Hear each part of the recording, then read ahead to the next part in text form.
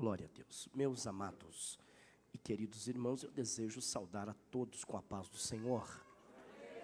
Queridos, por gentileza, você que trouxe um exemplar da Bíblia Sagrada, abra comigo no livro de Números.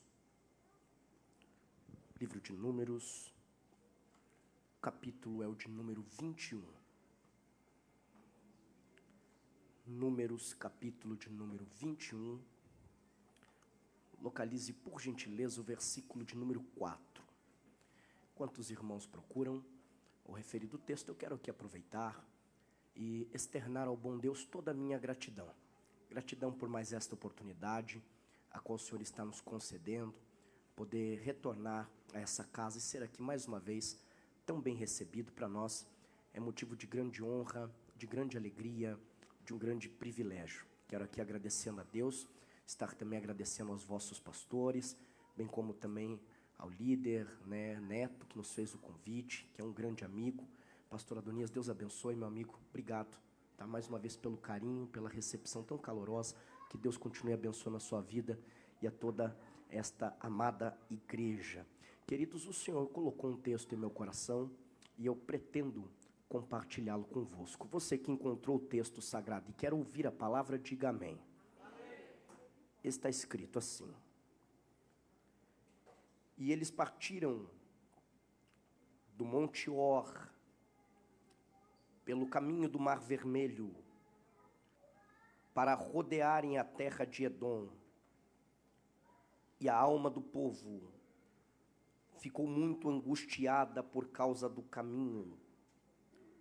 E o povo falou contra Deus e contra Moisés: por que nos trouxeste do Egito para que morrêssemos neste deserto?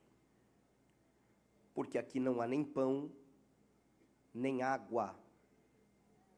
E este pão tão vil traz repugnância à nossa alma. E o Senhor enviou serpentes ardentes, abrasadoras, ou serpentes serafins, conforme a sua tradução, entre o povo, que morderam o povo, e grande parte do povo de Israel morreu. E o povo veio a Moisés e disse: pecamos, porque falamos contra o Senhor e contra ti. Ora ao Senhor, para que tire de nós estas serpentes. E Moisés orou pelo povo. E disse o Senhor a Moisés: faze uma serpente ardente, e coloca-a sobre uma haste. E há de ser que todo aquele que for mordido, a olhar para ela, viverá. E Moisés fez uma serpente de bronze, e a pôs sobre uma haste. E acontecia que, se uma serpente mordia algum homem, quando olhava para a serpente de bronze, ficava vivo. E você que pode, diz amém. Tome seu assento, por favor.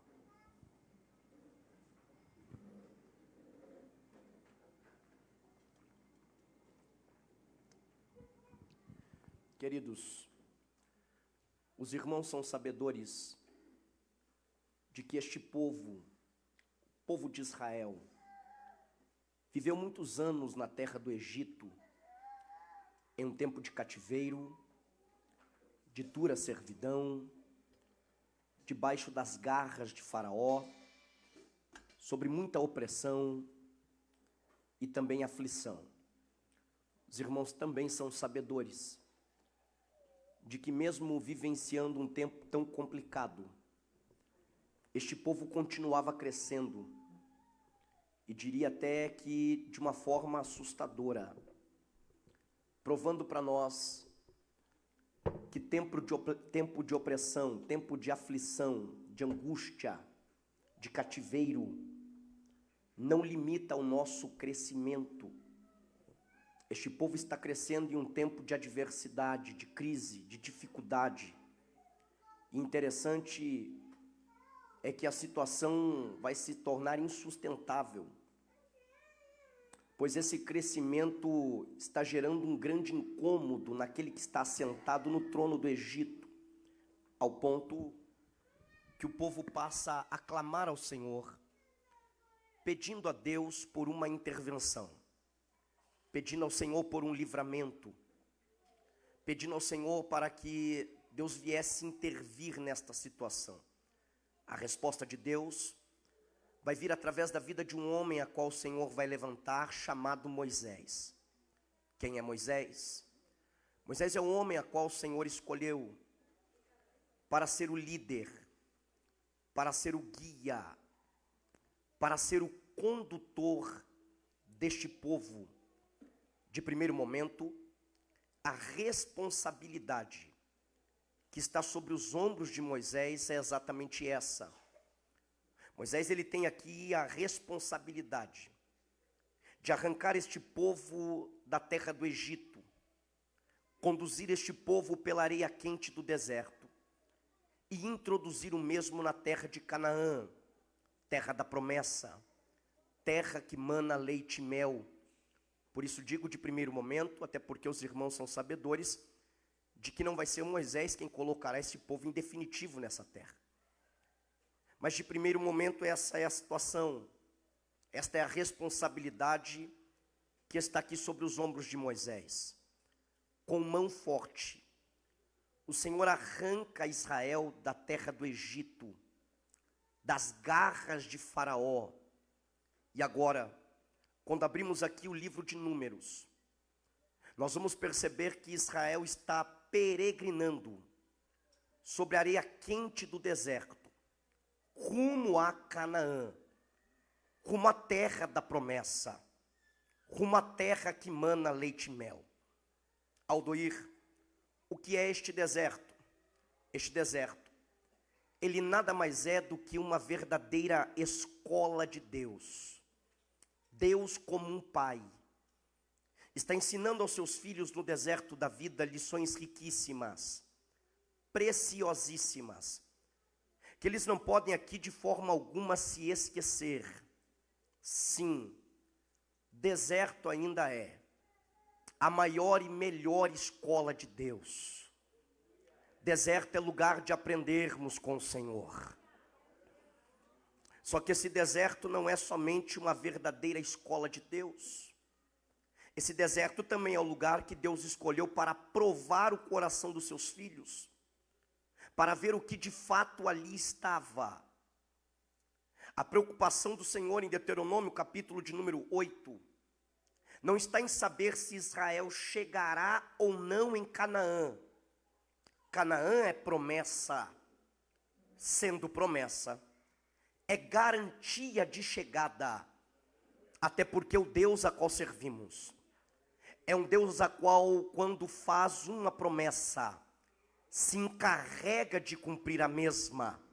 Logo, a preocupação do Senhor está em saber se este povo, mesmo depois de adentrar a terra da promessa, continuará guardando os seus mandamentos, andando segundo a sua palavra. Para isso, Deus vai provar o coração dos seus filhos no meio do deserto, porque é no deserto da vida que as verdades do nosso coração se revelam. Interessante é que tudo que Deus queria, tudo que Deus esperava, tudo que Deus desejava do seu povo, era que eles depositassem toda a sua fé, toda a sua esperança, e colocassem toda a sua expectativa, única e exclusivamente nele, no Senhor. Tudo que Deus queria era que Israel entendesse que Deus era poderoso o suficiente para suprir todas, repito, todas as suas necessidades no deserto da vida. Tudo que Deus queria era que Israel entendesse que o Deus que os arrancou da terra do Egito cuidará deles no deserto e colocará em Canaã, terra da promessa. E como esse Deus cuida, ao mesmo tempo que de uma forma muito amorosa, ela é também sobrenatural. Os irmãos são sabedores e vão se lembrar que no deserto, durante o dia, o calor é terrível, o calor é insuportável. Por esse motivo, diz a Bíblia, que durante o dia, Deus manda uma nuvem para fazer sombra para os seus filhos resistirem ao calor do deserto. Essa sombra, essa nuvem, ela vem trazendo uma espécie de refrigério no deserto.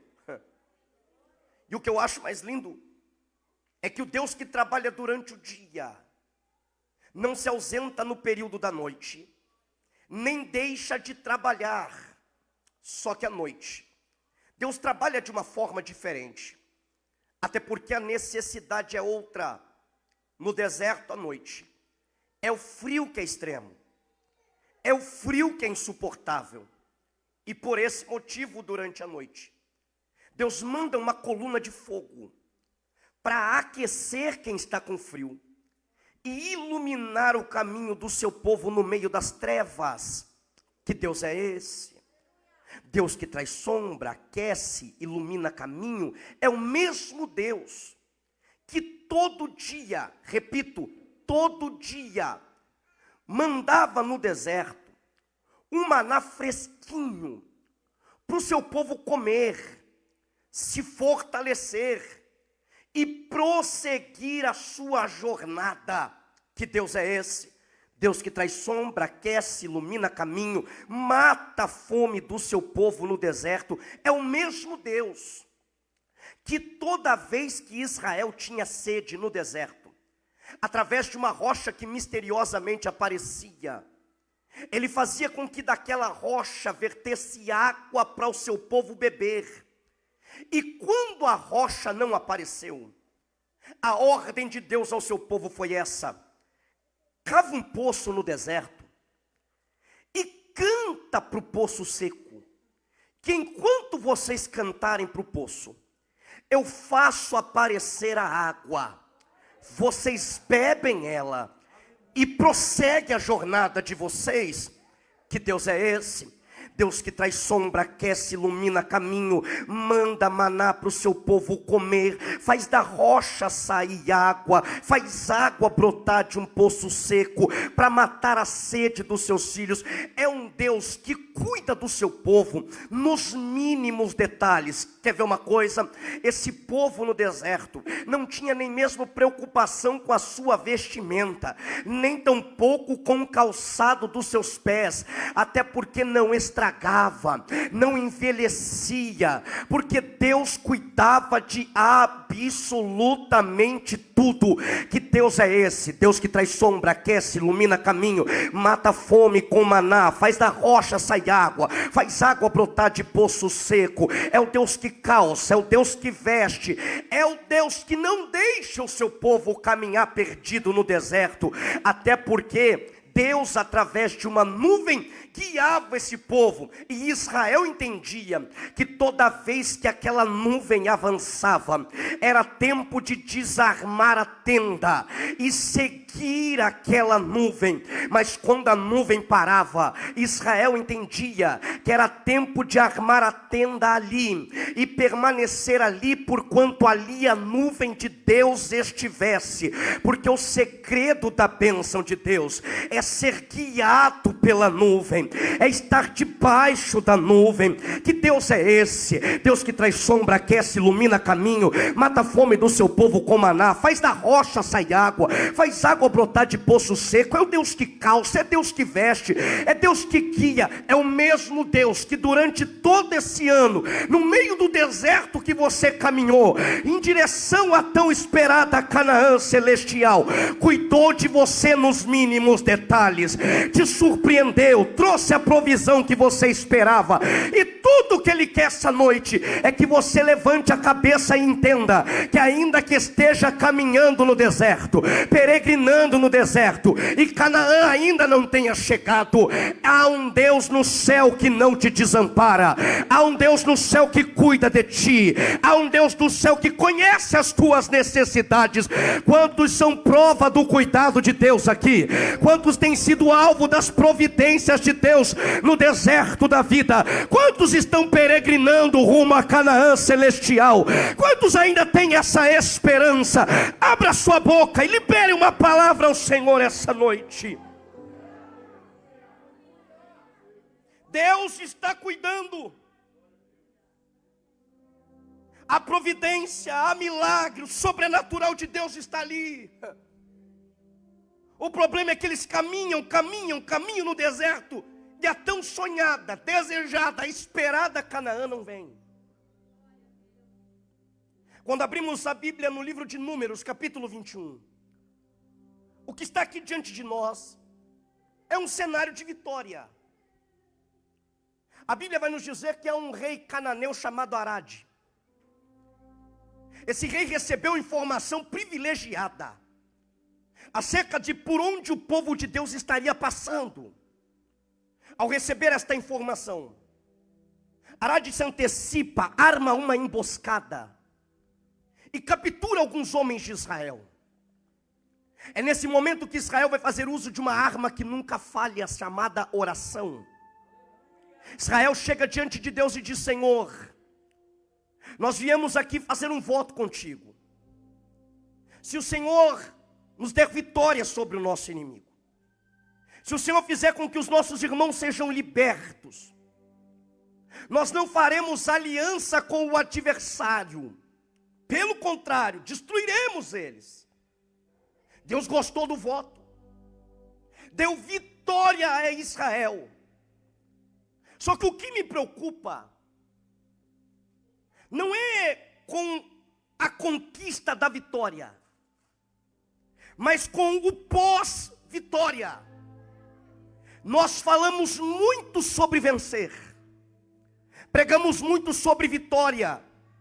Aldoí, está errado, de maneira alguma.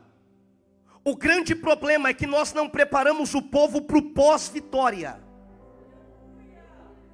Nos preocupamos tanto em vencer, conquistar, chegar, que esquecemos que as maiores quedas, vergonhas e escândalos vêm depois de grandes vitórias e conquistas. Chego a dizer que o pós-vitória é mais importante do que o que você faz para vencer. Porque alcançar a vitória, muita gente alcança. Se manter lá é para poucos. Israel vence, mas pós-vitória, Israel peca. Israel vence, mas pós-vitória, Israel cai. E cai por quê? Porque após vencer, Israel tem que seguir jornada. Que a vida não para quando eu venço. A vida não para após uma vitória. A vida prossegue. E o problema é que Israel agora continua caminhando rumo a Canaã. Só que agora está em um processo de rodear a terra. Eles começam a caminhar rodeando a terra de Edom. Israel não está parado.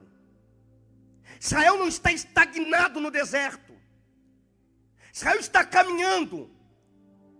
Mas a sensação é como se estivesse parado. Pelo incrível que pareça, esse caminho de rodear a terra é um caminho de Deus. É o caminho certo, é o caminho que Deus quer. Só que o problema de rodear a terra é que você caminha, se cansa, e a sensação é que não saiu do lugar. Caminha, e o cenário nunca muda. O cansaço vem, a angústia toma conta do coração. Até porque não estou parado, estou fazendo algo, mas não saio do lugar. O problema não é se angustiar pelo caminho que se trilha. Isso é natural. O problema é o que eu faço com a angústia que sinto no caminho que trilho. O problema é como eu vou reagir com relação à angústia que tomou conta de mim. E Israel reage mal. Porque como o caminho não agrada, a primeira coisa que Israel se lembra é do Egito. Já percebeu que tem gente que é assim? Quando o caminho não agrada, a primeira coisa que ele se lembra é do Egito. A primeira coisa que ele se lembra é do tempo que ele vivia debaixo das garras de Faraó. E é nesse momento que entra a murmuração. E murmurar continua sendo pecado. Eles vão chegar diante de Deus e dizer: Senhor, por que o Senhor nos tirou da terra do Egito? E nos colocou aqui nesse deserto? Para que morrêssemos aqui nesse deserto? É óbvio que não. O projeto de Deus nunca foi morte no deserto. O projeto de Deus desde o início com Israel sempre foi vida abundante em Canaã. E para ter vida abundante em Canaã, não necessariamente precisava ter morte no deserto. Morte no deserto é consequência de pecado.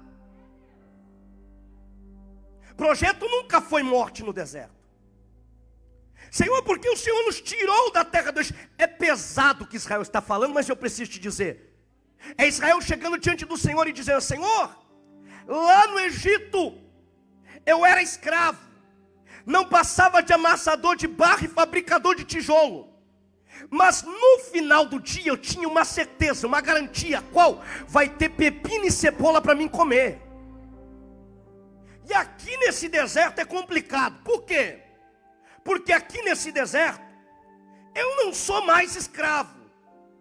Vivo debaixo da tua mão e não mais da mão de Faraó. Só que aqui no deserto, Deus, é complicado. Eu como maná hoje, não sei se vem amanhã. Eu uso o sapato hoje, não sei se vai dar para amanhã. Eu coloco a roupa hoje, não sei se vai servir amanhã. Eu bebo a água da rocha hoje, não sei se vai ter rocha amanhã para ver ter água. Está entendendo? No deserto, o Senhor exige uma única coisa de mim, e para mim é pesado. O quê? Fé. Fé no quê? Que o Deus que cuidou ontem vai cuidar no hoje. É eles dizendo: eu ainda prefiro, Deus, Egito com Faraó comendo pepino e cebola, do que deserto com o Senhor vivendo de maná, de água que sai da rocha, de água que brota de poço seco. Não entendi. Eu não sei você, mas eu continuo preferindo deserto com providência, deserto debaixo da mão de Deus, do que Egito com Faraó. Quem está comigo aqui essa noite está entendendo esta mensagem e pode abrir a boca para adorar a Deus.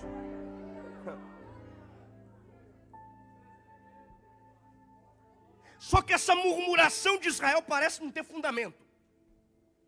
Explica, Aldoir. Olha o que eles vão dizer. Porque aqui nesse deserto não há nem pão, nem água. Espera aí. Eu acabei de dizer aos irmãos que todo dia Deus manda maná. Manda ou não manda? Manda ou não manda? Como é que não tem pão? Eu acabei de dizer aos irmãos que da rocha Deus fazia sair água. E quando a rocha não apareceu, brotou água de um poço seco a qual eles cantaram. Tem água ou não tem água? Então essa murmuração não tem fundamento. E fica provado que não tem fundamento, porque no decorrer do texto ele diz: só tem esse pão vil. Opa, tem pão, tem água. Qual o problema então, Aldoir? É que não está vindo do jeito que eles querem, nem da proporção que eles desejavam. Vou melhorar isso aqui para você pegar essa palavra e guardar no teu coração. Sabe qual o problema de Israel? É pensar que a obrigação de Deus no deserto é satisfazer desejo. Ele não é o gênio da lâmpada mágica, que tu dá uma esfregadinha, faz 3 desejos, 3 pedidos, e Ele satisfaz o teu desejo. Não, Deus nunca teve a obrigação de satisfazer desejo. O compromisso de Deus no deserto com Israel era suprir necessidade. Não é o que você quer, o que você precisa. Não é o que você deseja, é o que você tem que receber. Não é do jeito que você espera, é do jeito que Deus tem que mandar. Quem está entendendo isso daqui? Deus está dizendo: olha, satisfazer teus desejos eu não garanto, mas uma coisa eu garanto a você: as tuas necessidades eu vou suprir, cada uma delas no deserto.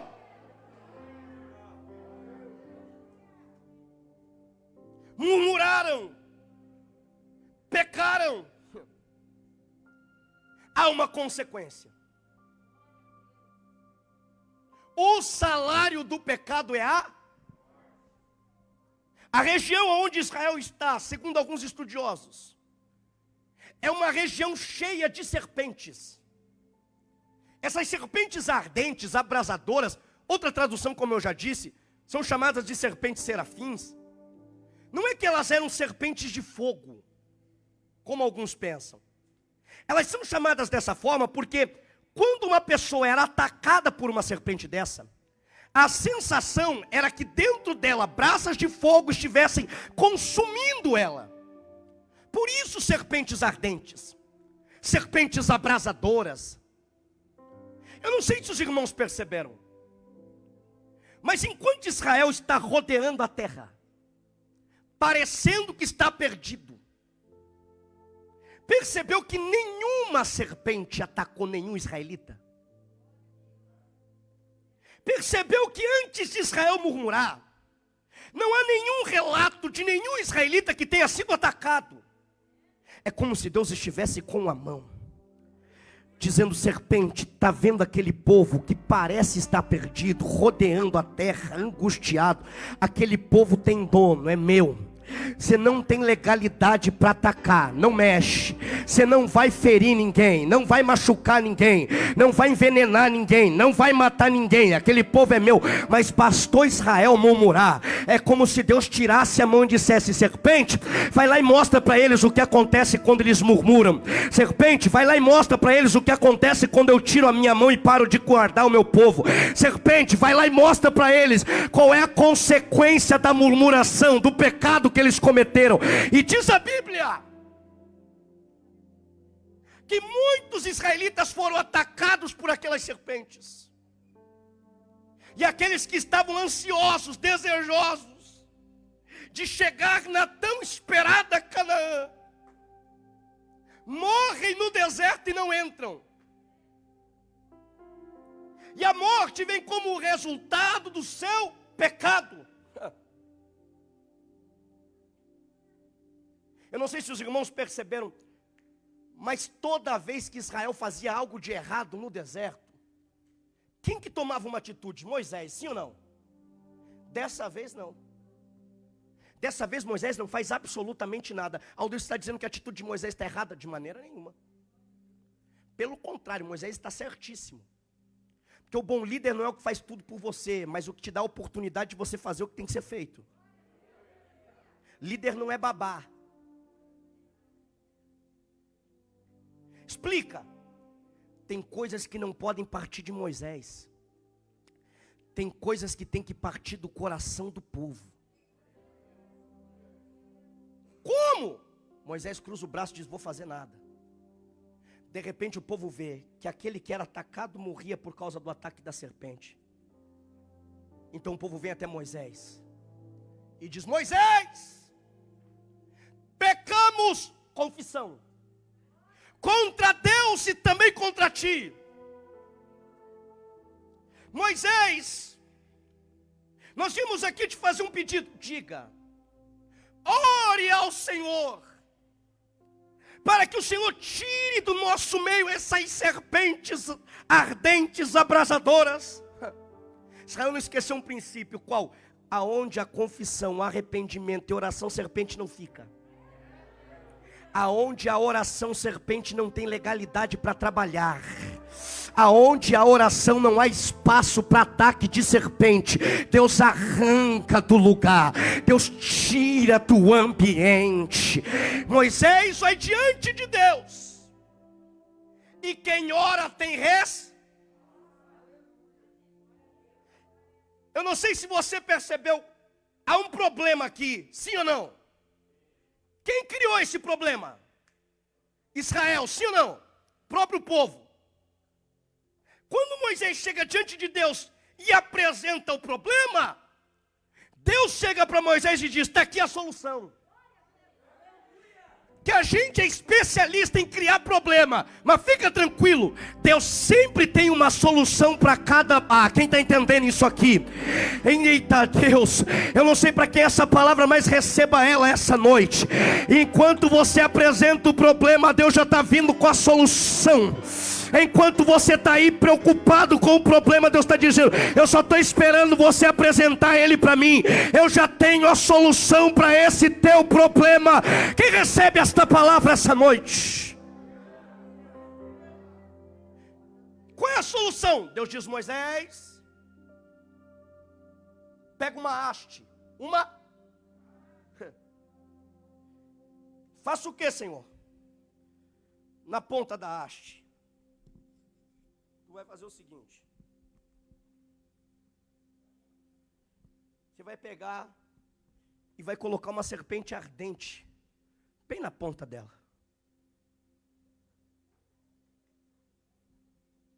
E qual é a solução? O israelita que for mordido pela serpente, antes dele morrer, se ele chegar até os pés da haste e olhar para a serpente que está pendurada na haste, ainda que ele merecia morrer, ao olhar para a serpente pendurada, ao invés de morrer, vai receber vida, vai ser curado, vai ser restaurado. Lá vem o primeiro israelita, e o pensamento dele é exatamente esse: eu merecia morrer, porque o salário do pecado é a morte. Mas quando ele chegava no pé da haste, olhava para a serpente e dizia: eu só não vou morrer, porque o preço do meu pecado está sendo pago ali, ó. Eu só não vou morrer, porque alguém está levando a culpa no meu lugar. Eu só não vou morrer. Quem está entendendo isso daqui? Diz a Bíblia que aqueles que deveriam morrer, aqueles que deveriam cair no deserto morto, ao invés de morrer são restaurados, ao invés de morrer recebe vida, e podem prosseguir jornada rumo a Canaã. Aldoíra, aonde você quer chegar? Aqui encerro. João capítulo 3. Jesus está conversando com um homem chamado Nicodemos. Nicodemos conhece a história de Israel de ponta a ponta. Jesus, quando olha para Nicodemos, diz: ó, Nicodemos, lembra de Israel no deserto? Lembra do episódio da serpente? Lembra que o povo murmurou? E a consequência da murmuração foi eles serem atacados pela serpente e caírem mortos no deserto? Lembra? Lembra, Nicodemos, que a ordem de Deus a Moisés foi essa: pegar uma haste, botar na ponta da haste uma serpente semelhante àquelas que estavam atacando o povo. Lembra?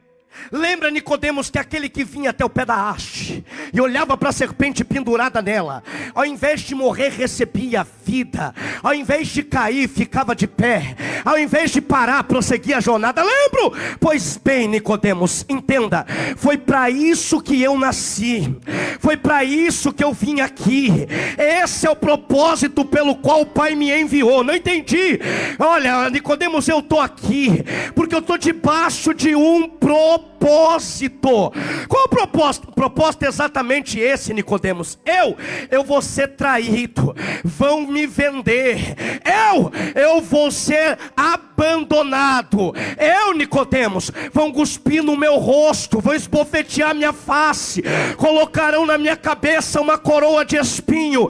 Eu vou ter que pegar a minha parte da cruz, Nicodemos, e carregar ela pela via dolorosa. Vou ter que subir ao alto do Monte Caveira, mas quando eu lá chegar, eu vou fincar a cruz na cabeça da caveira. E aí, Nicodemos, eu quando estiver lá pregado no madeiro, pendurado no madeiro, a palavra que eu tenho a vocês é essa: olha para a cruz. Por quê? Sabe por que eu fui enviado, Nicodemos? Sabe por que eu vim aqui? Para que todo aquele que nele crê não pereça, mas tenha vida. Vida, vida, vida. É Jesus dizendo: ei, quando eu no madeiro estiver pendurado, a solução para o teu problema, a solução para o teu pecado está ali. Olhe para a cruz, olhe para a cruz, olhe para a cruz. Olha para a cruz. Aldoir, o que você veio pregar hoje? Exatamente isso. É tempo de voltarmos a olhar para a cruz. Eu não sei o que aconteceu, mas muita gente parou de olhar para a cruz. Nem muitos dos nossos pregadores olham mais para ela. Até porque a mensagem da cruz não dá ibope. A mensagem da cruz não é atrativa. A mensagem da cruz não dá agenda. Afinal de contas, o que dá agenda, status, enfim, é aquela mensagem que o povo não gosta de ouvir. Só que eu vim aqui dizer essa noite que é tempo de voltarmos a olhar para a cruz de Cristo. É tempo da cruz voltar a fazer parte do nosso esboçário. É tempo da cruz voltar a ser o centro do nosso culto. Quem está entendendo isso aqui? A mensagem da cruz precisa voltar a ser pregada. Deus pode contar com alguém aqui essa noite. Aleluia. Aldoir, para que olharmos para a cruz? Vou te dar alguns motivos para olhar para a cruz, e encerro a minha fala essa noite. Em primeiro lugar, precisamos olhar para a cruz pelo seguinte motivo. John Stott vai dizer que se você quiser saber a definição da palavra amor, se você for no dicionário, o dicionário não vai te dar a definição correta, o dicionário não vai te fornecer a resposta certa. É muito raso, é muito pouco que o dicionário tem para oferecer. Aldoir, se eu quiser saber a definição da palavra amor, eu faço o quê? Faz o seguinte: pega a via dolorosa, sobe ao alto do Calvário, olha para a cruz do meio, olha para o homem que na cruz do meio está pregado. Ali está a definição do que é amor, e amor incondicional. Quem está entendendo isso aqui essa noite? Olhe para a cruz. Para que olharmos para a cruz? Para entendermos que é nela que está a maior declaração de amor que já houve na face da terra. Eu já conheci pessoas que disseram: Aldoir, eu nunca nenhuma declaração de amor recebi. Eu falei: pois é, tu é crente? Sou. Eu falei: interessante. Então me explica, que cristianismo é esse teu que você nunca andou na via dolorosa? Que tu nunca chegou ao alto do Monte Caveira? Que tu nunca olhou para a cruz do meio? Por quê? Porque se você tivesse olhado para a cruz do meio, você ia ver ali exposta a maior declaração de amor que a terra já viu, e jamais haverá outra igual àquela. Quem está entendendo isso aqui essa noite? Ei, quando eu olho para a cruz olha para mim e diz: você não merece, você é indigno, mas uma coisa você é: o que? Amado pelo céu. Quem está entendendo pode abrir a boca essa noite. Só quem já provou dessa declaração de amor, abre a boca para adorar a Deus. Para que olharmos para a cruz, precisamos olhar para a cruz, para voltarmos a entender que nós jamais teríamos condição de pagar o preço pelos nossos pecados. A dívida era muito alta. E eu gosto quando Paulo escreve Colossenses capítulo 2. Se não me engano, verso 13 e 14. Paulo vai falar de algo chamado escrito de dívida. Alduir, o que era o escrito de dívida? Era um documento, escrito geralmente de próprio punho. E escrevendo de próprio punho, a pessoa vinha colocando tudo o que ela devia. Eu devo para o fulano, eu devo para o ciclano, eu devo para o pastor Adonias, eu devo, e você vem colocando, escrevendo de próprio punho, você está atestando que é devedor, sim ou não? Só que quando você chegava no final da lista, você chegava à conclusão: a dívida está muito alta. Devo, não nego, só não tenho condição de pagar a conta. O que acontecia? Alguns eram levados como escravo, outros chegavam a ser mortos. Mas alguns conseguiam escapar. De que forma? Havia uma solução. Quando um parente endinheirado aparecia, ele dizia: dá para cá o escrito de dívida do Aldoir. E quando ele pegava o escrito de dívida na mão, ele começava a pagar as contas. E conforme ele ia pagando, ele ia riscando. Está pago, está pago, está pago, está pago. Não deve mais. Estou pagando a dívida. E é isso que eu acho lindo, porque depois de paga a conta, pegava-se um cravo, não era um prego, era um cravo, e geralmente ou numa madeira, em alguns casos na porta de entrada da cidade, na madeira, com cravo, cravava-se o escrito de dívida ali, e quem passava olhava e dizia: olha aí, o Aldoir devia, mas o escrito de dívida dele está riscado e cravado no madeiro. Alguém passou e pagou a conta, não deve mais. Ninguém mais podia apontar o dedo e dizer é devedor. Ninguém mais podia apontar o dedo e dizer não pagou a conta. Por quê? Porque alguém com condição de pagar ela passou por ali e pagou a dívida. Não entendi. Paulo vai dizer que o nosso escrito de dívida foi cravado na cruz do Calvário, riscado por Cristo Jesus. A dívida era alta, mas ele pagou. A conta nós não tínhamos condição de pagar, mas ele pagou o preço. E qual foi o preço? O pastor Adonias já disse: não foi com ouro, não foi com prata, dólar não dava, euro não tinha jeito. O único preço que era aceito, a única forma de pagar era com o sangue do Cordeiro Imaculado. Quem está entendendo isso aqui? Mais que ouro, mais que prata, mais que dólar, mais que euro. Quando alguém disser você não tem valor, diga: você está por fora. Fui pago um preço alto pela minha alma. Ei, foi preço de sangue. Para que olharmos para a cruz, eu preparo para encerrar. Para que todo orgulho, toda soberba no nosso meio seja esmagada. Desculpa, eu não consigo entender gente soberba numa casa dessa. Não dá. Não entra na minha cabeça. Desculpa. Não consigo, irmão.